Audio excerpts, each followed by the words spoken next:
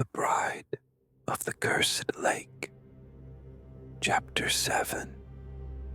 The Chapel of the Drowned Bride. Part 2. It was warm beneath my fingertips. The painted walls, the painted water, warmer than they should have been. My touch stirred the surface of the mural, ripples spreading outward, from stone to skin, from finger to thought, from pigment to breath. Anna. Her name was the first word I heard in the trembling dark, the last before the sound of breaking. I stepped back, stumbled.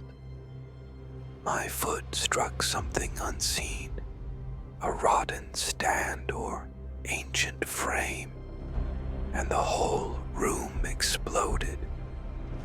Wood splintered, crashing like the end of things, echoing through the hollowed walls and into the hollowed bones that used to be mine.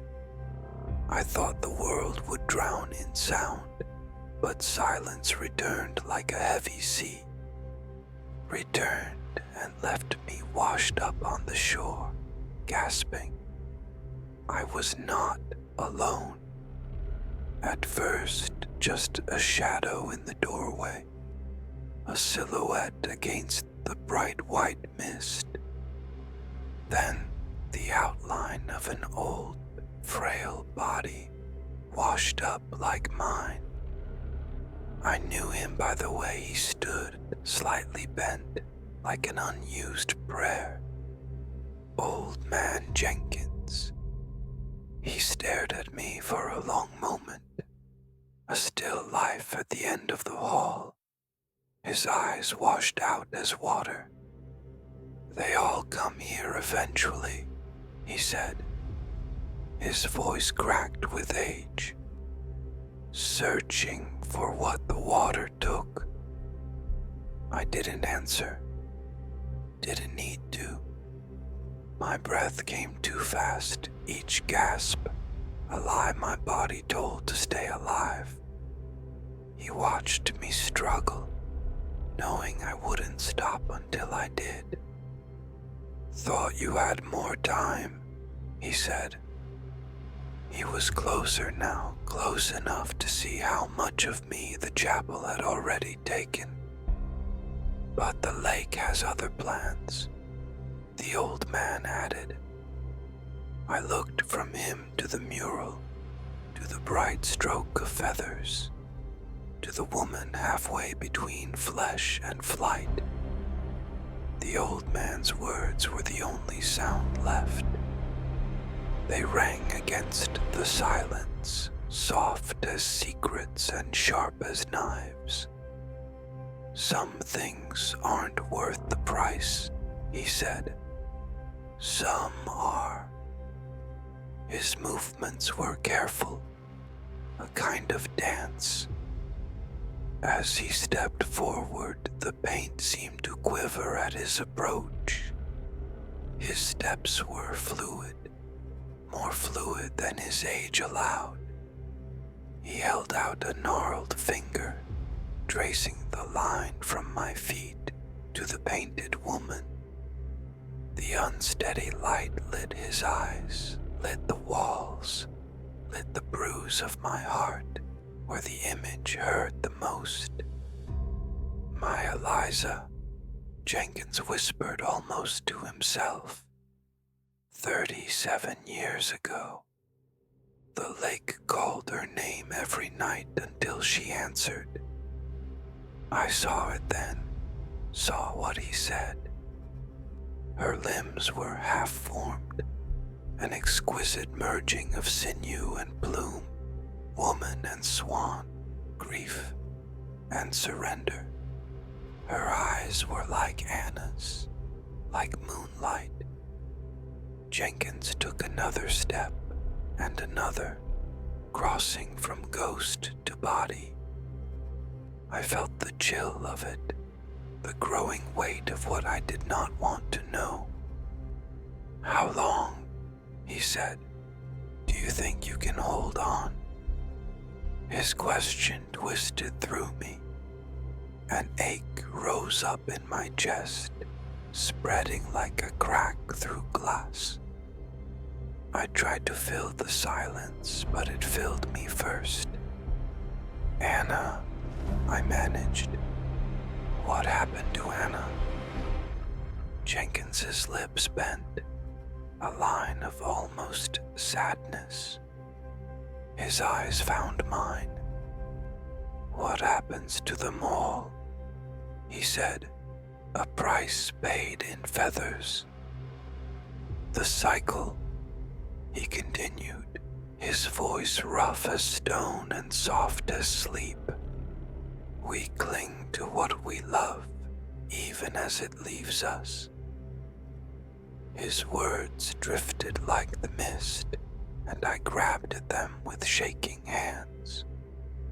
Until we leave ourselves, the old man said significantly. Anna, I said again, her name breaking me apart. I wanted to hold on to something, anything. Tell me what happened. Jenkins stopped. The old man's gaze moved past me, moved through me. He pointed at the mural, at the woman with eyes so much like Anna's, at the lengthening line of figures. I saw myself along the wall below the woman, shadowed and awful. I couldn't breathe. My thoughts tore at me, feathered limbs where mine should be, grasping, clutching, trying to keep the light from leaving. I watched my Eliza wade into the lake. Jenkins said, couldn't stop her, didn't try. He was as close as the air now, too close. I backed away, but the wall was already at my back. The transformation, the water takes them, the lake takes them. I couldn't stop looking at the mural, at the glistening paint, at the dark, misshapen forms rising from the water. It was Anna's face on the wall. It was Eliza's. It was no one's. It was everyone's. Go on, I rasped. Don't stop. The old man turned away. The light fell across him in graying streaks. Feathers sprouted from her skin like spring flowers. He said, I saw the memory take hold of him, hold him tight and not let go. He moved to the altar, to the place where I imagined him waiting all these years, keeping vigil, keeping watch. The lake always needs more, he said, more than you have. He shook his head so faintly it might have been just my vision trembling. More than you can give. Desperation tightened in me, my limbs feeling strange, unfamiliar, as if they belonged to someone else. The fog outside crept inward. The wind pushed at the walls like it had pushed her, like it pushed us both. Anna, I said, tell me. None of you are ever ready, Jenkins replied. Some never let go. I couldn't hold his words. I was failing, and the failing was taking me. The cycle begins, Jenkins said, but never ends. My thoughts cracked and splintered, each fracture blooming into fevered visions. The chapel fell away from me, or maybe it was my mind that drifted. I was drowning in the echo of her name, Anna. rising in me like an old unanswered prayer, like a cry held too long beneath the surface. I heard it everywhere, in the hush of the stone walls, in the breath of the damp air, in the ragged beat of my own heart.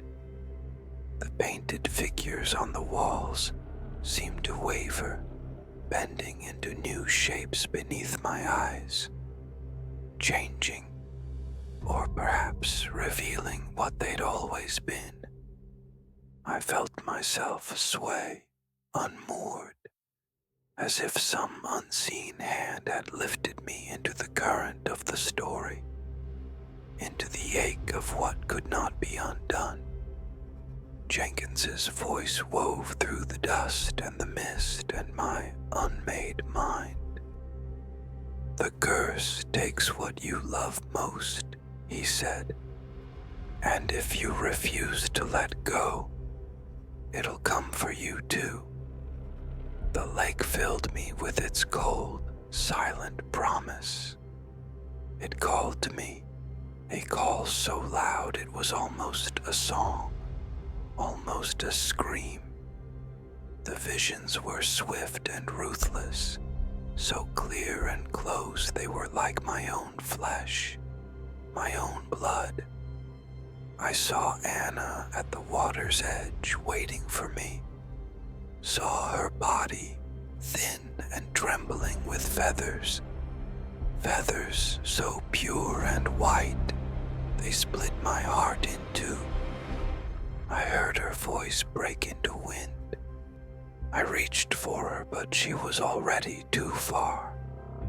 And though part of me still hoped it wasn't too late, I broke